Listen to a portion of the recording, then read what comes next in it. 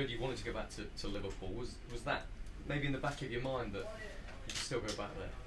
No, I mean, I spoke to the manager here, well, I don't know, roughly 3 months prior, so I knew that there was a strong possibility that I would come here, and I'll blame him for not making it happen so soon. So I'm not sure. Basically, from a club's point of view, you'd have to ask, as I say, ask the manager or people connected with the club. But it just dragged on. Obviously, there's a lot of things that don't meet the eye. There's squads, and you can't just keep bringing players in. There's got to be a balance in the books at some point as well. So, but I was eager to move or to sign straight away. But it was obviously there were as I say, things that I'm not quite sure about that were the reason for the delay. But as I say, that's all in the past now, and I'm here and I'm excited to start.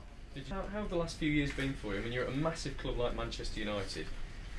You have 1 or 2 injury problems in that time, but actually you were fit and available for a lot more games than you actually played. And I just wondered, at the level you've played, your own belief that you can still offer so much, how frustrating was it? Was it a really difficult time for you at United?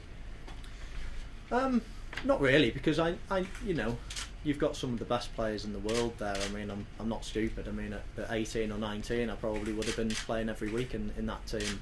But I've had, I wouldn't be the same player now as I was when I was 18 or 19. So you got to analyse it sort of correctly, and and understand that people like Wayne Rooney and Chicharito, Hernandez, Welbeck, they're top players.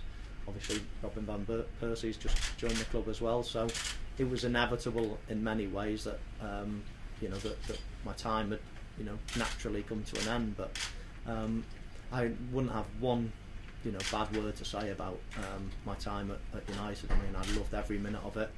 People could say that you weren't playing much, or you should have moved earlier, but after 2 years, the general idea that people think, oh, he never played or whatever. But I mean, the first couple of years I had a great time. I mean, had some great moments, cup final goals and hat tricks in the Champions League, and obviously the winner against Man City, and a league title and a cup, and there's loads of great moments. But people sort of conveniently forget that you're on the bench all the time and manipulate a stat to suggest it. And I was on the bench a lot of the time, but when then after a couple of years the manager says you've got a big role to play and we want you to stay for another year, then that was great to hear that from someone like Sir Alex Ferguson. So I mean, yes, in hindsight, probably that extra year